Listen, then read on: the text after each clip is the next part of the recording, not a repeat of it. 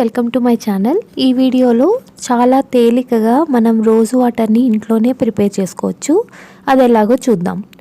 ముందుగా హైబ్రిడ్ గులాబీ పూలు కాకుండా మామూలు నాటు గులాబీ పూలు తీసుకుని వాటికి ఉన్న రెక్కల్ని ఈ విధంగా ఒక కప్పులోకి తీసుకోవాలి. మీకు ఎన్ని కావాలంటే అన్ని తీసుకోవచ్చు. క్వాంటిటీ అనేది మీ ఇష్టం. ఇప్పుడు స్టవ్ ఆన్ చేసి ఇలాంటి ప్యాన్ ఒకటి పెట్టుకోవాలి. ఇందులో చిన్న గిన్నెని ఈ విధంగా బోర్లించాలి. ఇప్పుడు దీని చుట్టూ గులాబీ రేకుల్ని ఈవెన్గా పరిచినట్టుగా వేసుకోవాలి. ఇప్పుడు ఇందులో ఒక గ్లాస్ వాటర్ని పోసుకోవాలి.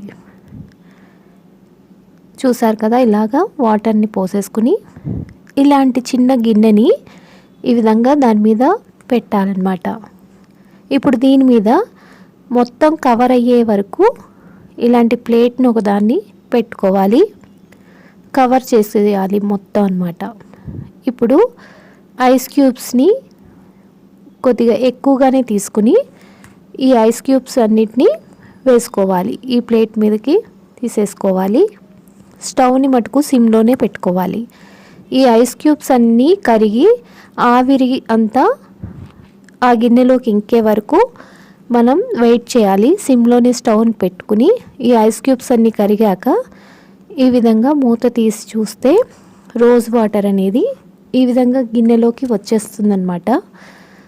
చూసారు కదా, ఇలా ప్లెయిన్ వాటర్ రోజ్ వాటర్ చాలా ఫ్రెష్గా తాజాగా మనం ఇంట్లోనే ఈజీగా తయారు చేసుకోవచ్చు. చూస్తున్నారు కదా, ఇది అసలైన రోజ్ వాటర్ అన్నమాట. చాలా బాగుందండి. మీరు కూడా తప్పకుండా ఇంట్లోనే ఇలాంటి రోజ్ వాటర్ని ప్రిపేర్ చేసుకోండి. మనకి ఎంతో ఉపయోగపడుతుంది. న్యాచురల్గా ఇలా ప్రిపేర్ చేసుకోవడం మన ఆరోగ్యానికి కూడా మంచిది. ఈ రోజ్ వాటర్ని మనం ఫేస్ ప్యాక్లోను వాటిలోనూ వాడుకోవచ్చు. మరైతే ఈ వీడియో కనుక నచ్చినట్టయితే లైక్ చేయండి, షేర్ చేయండి, అలాగే మా ఛానల్ని సబ్స్క్రైబ్ చేసుకోండి. Thank you.